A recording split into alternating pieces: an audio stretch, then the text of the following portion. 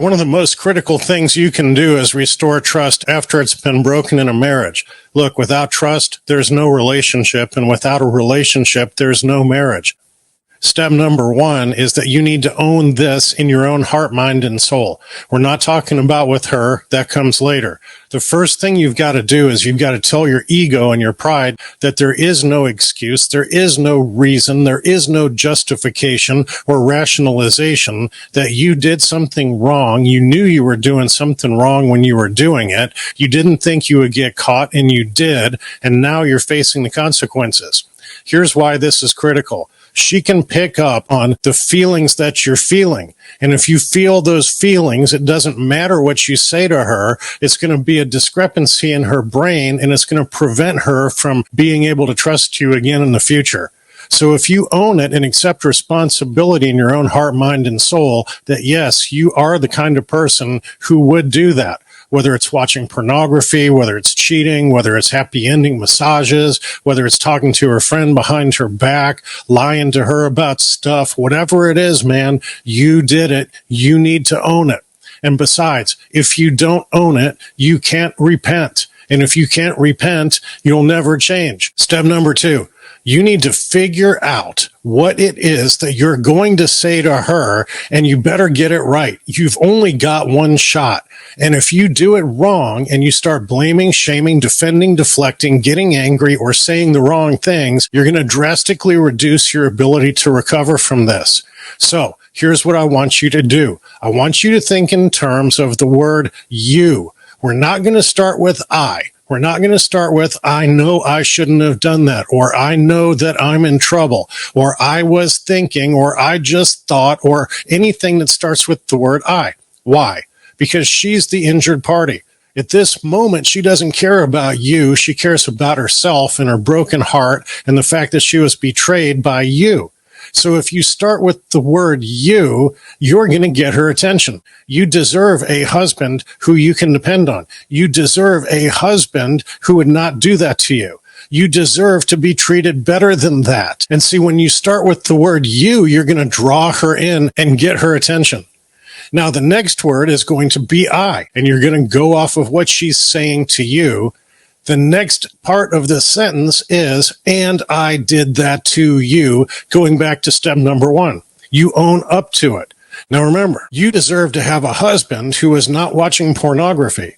You deserve to not be betrayed by a husband who went and got a happy ending massage. And then on the flip side, and I did that. Now, after you've used you and after you've used I, we're going to think in terms of we and us.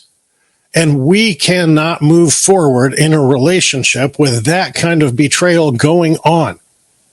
And I see that, and I understand that, and I broke us, and I accept responsibility for doing so. And that is not good for us. It is not what we wanted. It is not the direction that we are headed. We were headed in a direction that was better for us. And I broke that. And I will do everything within my power to regain your trust and get us back on a trajectory where we can live without this kind of betrayal happening.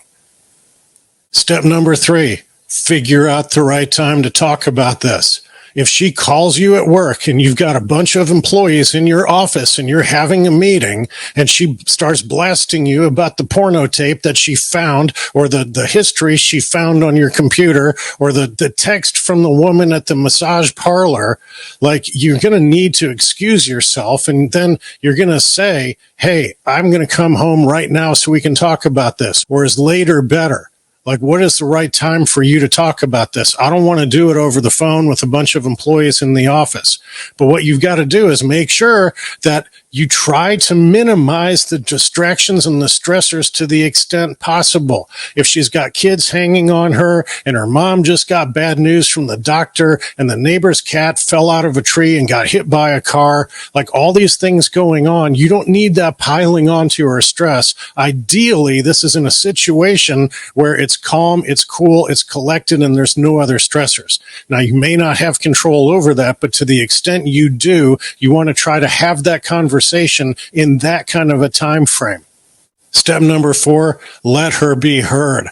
Look, man, she's got to vomit out the hurt. She's got to vomit out her feelings, and she needs to know that you're hearing them and that you're acknowledging them and that you're owning the fact that you gave her those feelings. And what a lot of women want to do is if they get hurt, they want to hurt you right back. And she may start slinging some stuff, and you just cannot react to it. You can't get angry. You can't get defensive. And here's the thing that really gets men. Once they break that trust, let's say she did find pornographic history on your computer, the next thing in her mind is, well, if he's lying about that, is he getting the happy ending massages? Is he going to see some call girl? Is he having an affair? Is he cheating on me? And she might not be asking. She might be throwing out these accusations.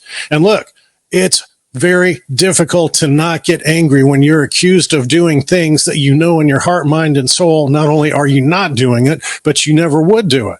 But see, you've broken her trust, and she doesn't know that. So she's got to be heard. She's got to say these things.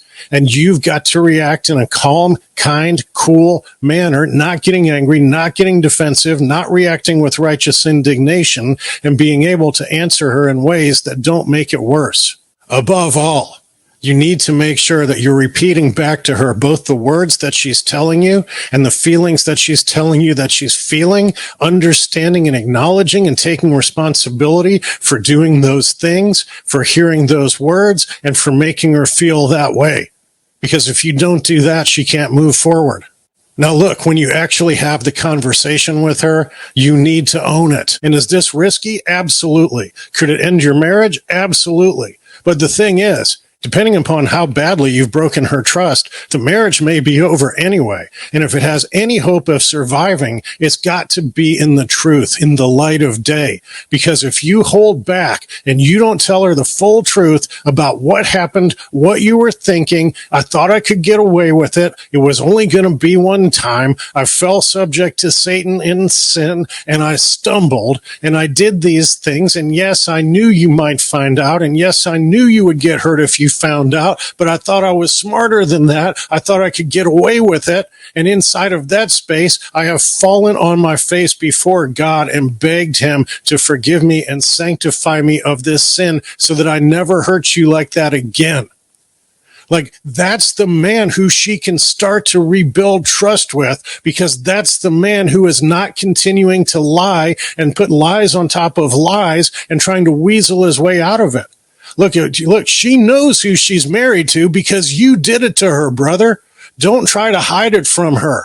Be a man. Come out, look her in the eye. Tell her all of this stuff. Tell her how sad you are. Tell her how heartbroken you are. Tell her how repentant you are. Tell her how you never want to hurt her like that again. Tell her how it made you sick that you even did that you don't even recognize the guy who did that because of the work that God has done inside you. But don't you lie to her, brother. Get on your face until God does that work inside of you. Number 6, actions. Look, you can say all this stuff, and then if your actions are shifty, if your actions are shady, if you're lying some more, if you're going around and you're trying to get away with stuff, if you've covered anything up and you're going behind and trying to make sure she doesn't find out, look, man, she's going to find out. You need to live in the light. You need to live by a code. Here in the Warrior King Husbands Brotherhood, we live by a code that is grounded in the truth, first and foremost to God, and then us, and then our wife. And we are man enough to own up to the idea that we will make mistakes and we will stumble, but as long as we are honest, she knows who she's married to, and she is married to the authentic version of you, not some made-up pile of lies. And it's only in that space that she can begin to rebuild trust with you. So let your actions be congruent with your words. Step number 7, you got to be patient. You cannot get caught betraying your wife. Just have one conversation with her, and immediately she trusts you again. She's going to need time to heal. She's going to need time to get over the hurt. She's going to need time to observe your actions and let your words sink in and see that your actions are congruent with your words. She's going to need time in prayer with Jesus, helping her to forgive you. And inside of that space, you cannot just expect her to go right back to the way it was and just forget that it ever happened. You, my friend, are in the doghouse, and you're going to be there as long as it takes. So be patient in this space. If you found this video helpful, hit the subscribe button. And if you want help rebuilding your marriage, go to www.realmanrevolution.com and I'll see you on the other side.